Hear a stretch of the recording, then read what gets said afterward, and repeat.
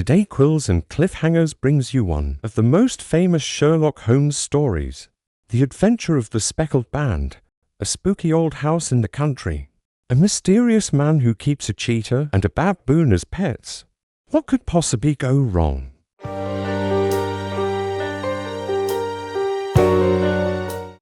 The Adventure of the Speckled Band by Sir Arthur Conan Doyle, Part 1.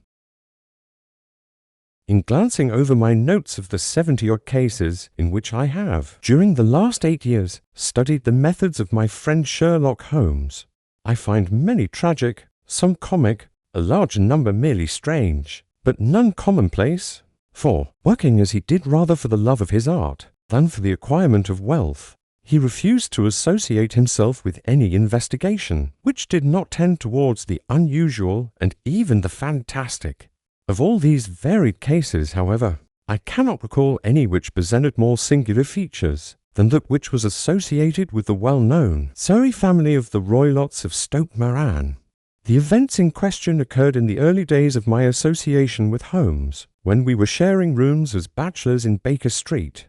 It is possible that I might have placed them upon record before, but a promise of secrecy was made at the time, from which I have only been freed during the last month by the untimely death of the lady to whom the pledge was given. It is perhaps as well that the facts should now come to light, for I have reasons to know that there are widespread rumours as to the death of Dr. Grimesby Roylott, which tend to make the matter even more terrible than the truth.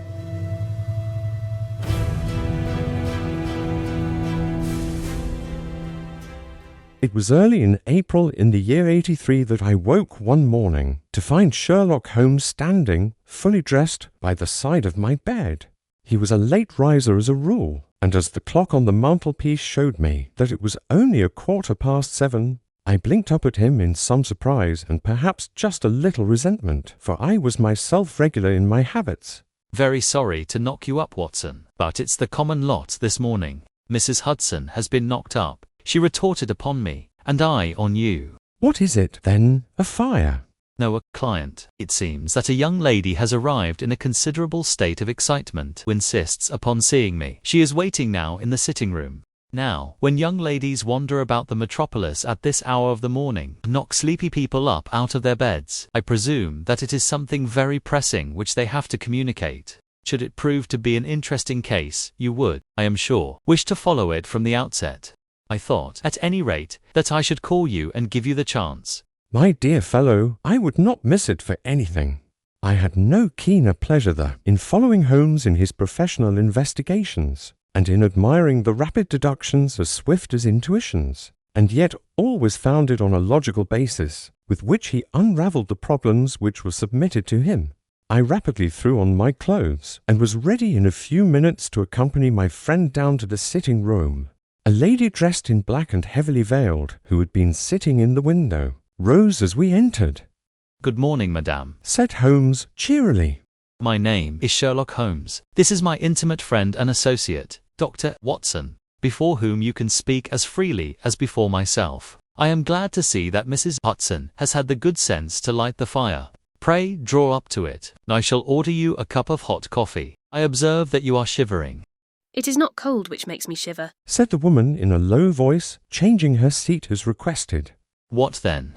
"It is fear, Mr. Holmes. It is terror." She raised her veil as she spoke, and we could see that she was indeed in a pitiable state of agitation, her face all drawn and grey, with restless, frightened eyes, like those of some hunted animal. Her features and figure were those of a woman of 30, but her hair was shot with premature grey, and her expression was weary and haggard.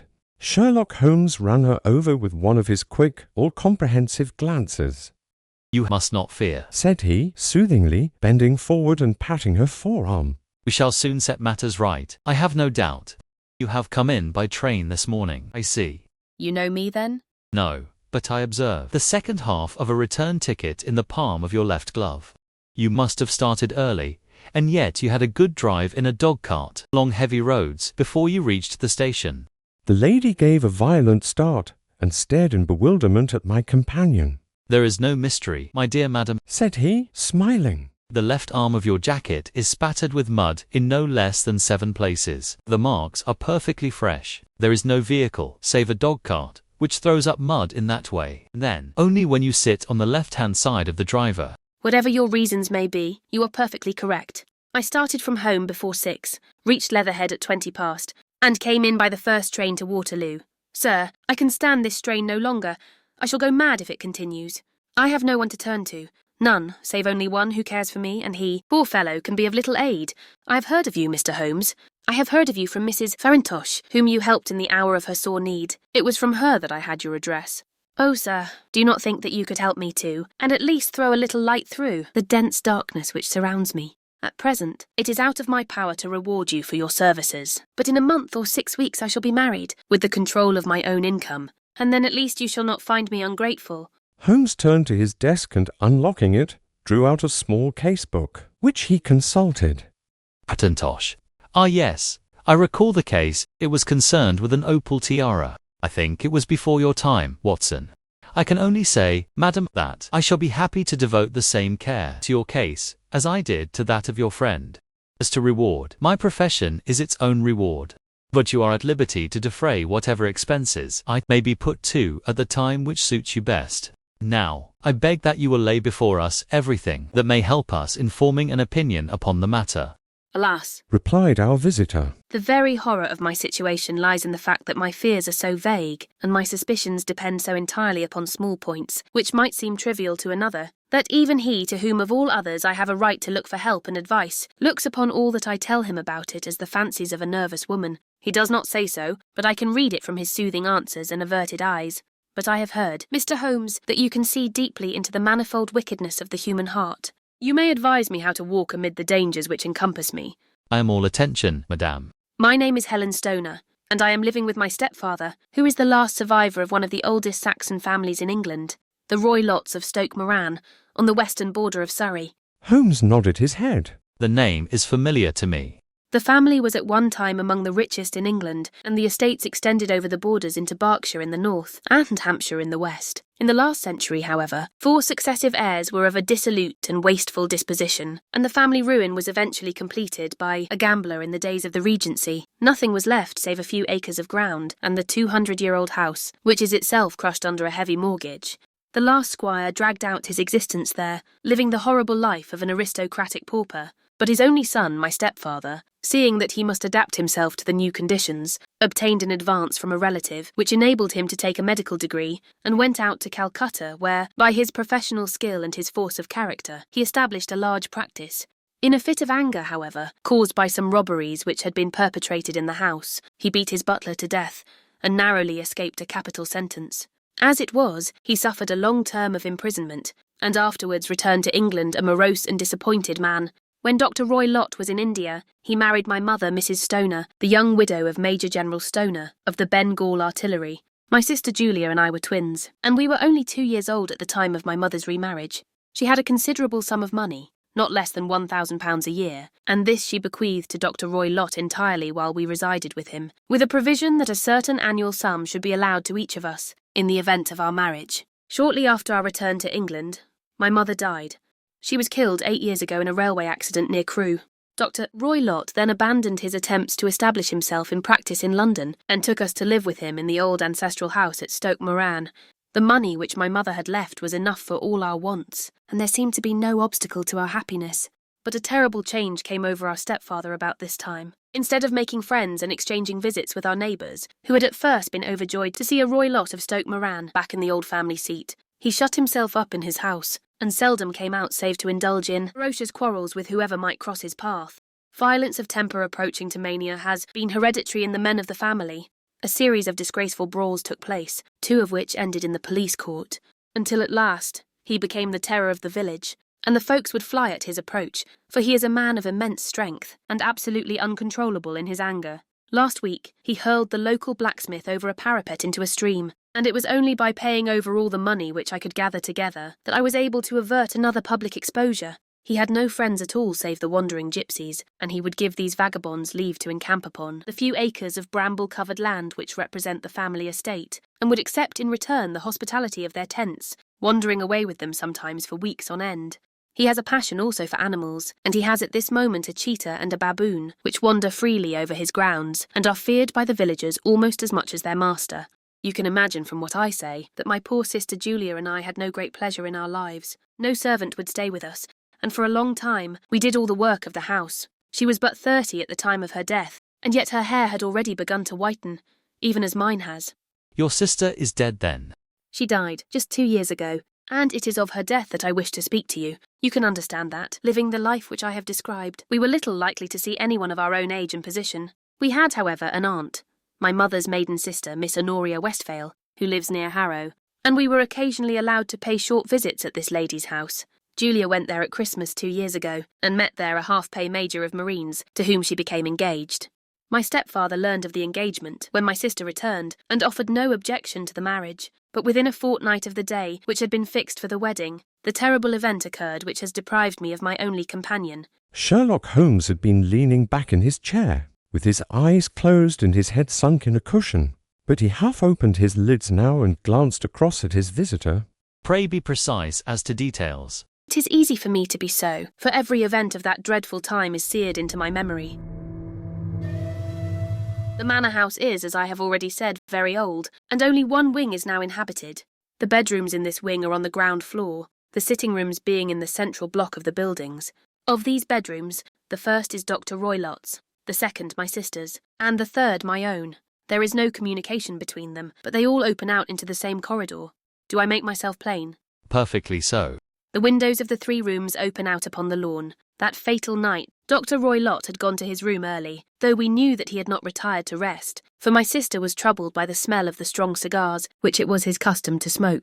She left her room, therefore, and came into mine, where she sat for some time, chatting about her approaching wedding. At 11 o'clock she rose to leave me, but she paused at the door and looked back. "Tell me, Helen, have you ever heard anyone whistle in the dead of the night?" "Never," said I. "I suppose that you could not possibly whistle yourself in your sleep." "Certainly not, but why?" "Because during the last few nights I have always, about 3 in the morning, heard a low, clear whistle. I am a light sleeper, and it has awakened me. I cannot tell where it came from, perhaps from the next room, perhaps from the lawn. I thought that I would just ask you whether you had heard it." "No, I have not. It must be those gypsies in the plantation." "Very likely, and yet if it were on the lawn, I wonder that you did not hear it also." "Ah, but I sleep more heavily than you." "Well, it is of no great consequence, at any rate." She smiled back at me, closed my door. A few moments later, I heard her key turn in the lock. "Indeed," said Holmes. "Was it your custom always to lock yourselves in at night?" "Yes, always." "And why?" "I think that I mentioned to you that the doctor kept a cheetah and a baboon. We had no feeling of security, unless our doors were locked."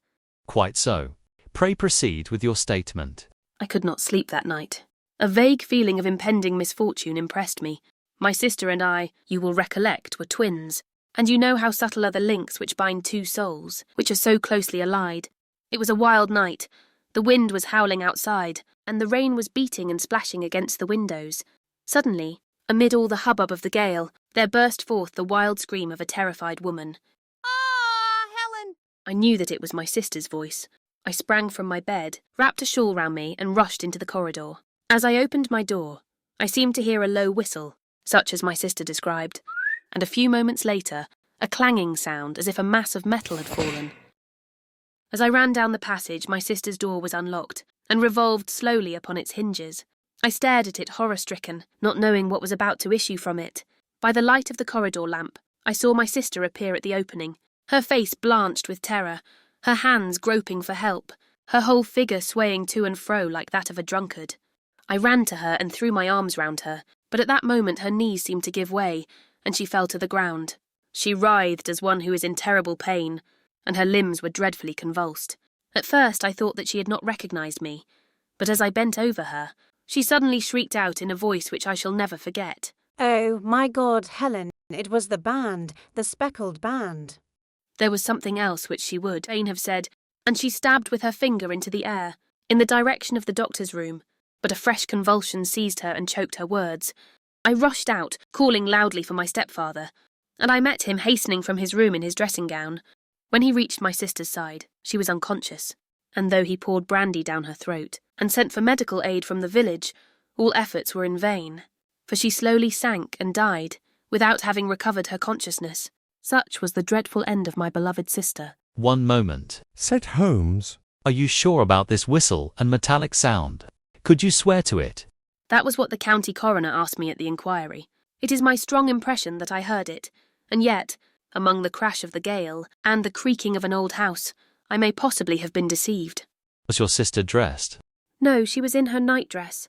In her right hand was found the charred stump of a match, and in her left a matchbox, Showing that she had struck a light and looked about her when the alarm took place. That is important. And what conclusions did the coroner come to?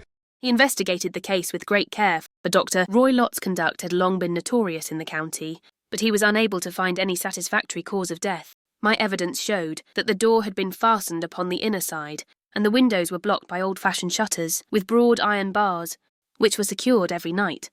The walls were carefully sounded and were shown to be quite solid all round, and the flooring was also thoroughly examined with the same result. The chimney is wide, but is barred up by 4 large staples. It is certain, therefore, that my sister was quite alone when she met her end. Besides, there were no marks of any violence upon her. How about poison? The doctors examined her for it, but without success. What do you think that this unfortunate lady died of, then? It is my belief that she died of pure fear and nervous shock, though what it was that frightened her I cannot imagine. Were there gypsies in the plantation at the time? Yes, there are nearly always some there. Ah, and what did you gather from this allusion to a band, a speckled band? Sometimes I have thought that it was merely the wild talk of delirium. Sometimes that it may have referred to some band of people, perhaps to these very gypsies in the plantation.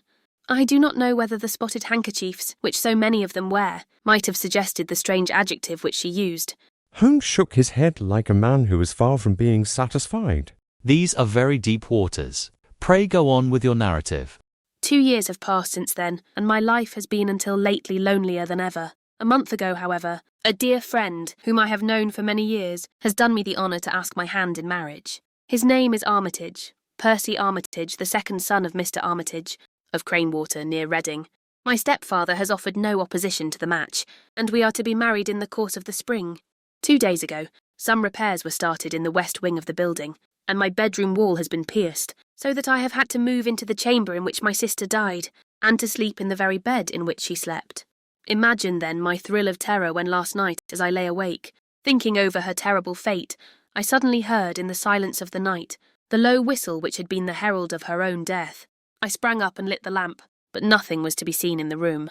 I was too shaken to go to bed again, however, so I dressed, and as soon as it was daylight, I slipped down, got a dog-cart at the Crown Inn, which is opposite, and drove to Leatherhead, from whence I have come on this morning, with the one object of seeing you and asking your advice. You have done wisely, said my friend. But have you told me all? Yes, all. Miss Roy Lott, you have not. You are screening your stepfather. Why, what do you mean? For answer, Holmes pushed back the frill of black lace, which fringed the hand that lay upon our visitor's knee. 5 little livid spots, the marks of 4 fingers and a thumb, were printed upon her wrist. You have been cruelly used, said Holmes. The lady coloured deeply and covered over her injured wrist. He is a hard man, and perhaps he hardly knows his own strength. There was a long silence, during which Holmes leaned his chin upon his hands and stared into the crackling fire. This is a very deep business, he said at last. There are 1,000 details which I should desire to know before I decide upon our course of action. Yet we have not a moment to lose. If we were to come to Stoke Moran today, would it be possible for us to see over these rooms without the knowledge of your stepfather? As it happens, he spoke of coming into town today upon some most important business. It is probable that he will be away all day, and that there would be nothing to disturb you. We have a housekeeper now, but I could easily get her out of the way. Excellent. You are not averse to this trip, Watson? By no means. Then we shall both come. What are you going to do yourself? I have 1 or 2 things which I would wish to do, now that I am in town, but I shall return by the 12 o'clock train, so as to be there in time for your coming. And you may expect us early in the afternoon. I have myself some small business matters to attend to. Will you not wait and breakfast? No, I must go. My heart is lightened already, since I have confided my trouble to you. I shall look forward to seeing you again this afternoon. She dropped her thick black veil over her face and glided from the room. And what do you think of it all, Watson? Asked Sherlock Holmes, leaning back in his chair. It seems to me to be a most dark and sinister business. Dark enough and sinister enough. Yet, if the lady is correct in saying that the flooring and walls are sound, and that the door, window, and chimney are impassable, then her sister must have been undoubtedly alone when she met her mysterious end. What becomes then of these nocturnal whistles, and what of the very peculiar words of the dying woman? I cannot think. When you combine the ideas of whistles at night, the presence of a band of gypsies who are on intimate terms with this old doctor, the fact that we have every reason to believe that the doctor has an interest in preventing his stepdaughter's marriage, the dying allusion to a band, and, finally, the fact that Miss Helen Stoner heard a metallic clang which might have been caused by one of those metal bars which secured the shutters falling back into their place, I think that there is good ground to think that the mystery may be cleared along those lines. But what, then, did the gypsies do? I cannot imagine. I see many objections to any such theory.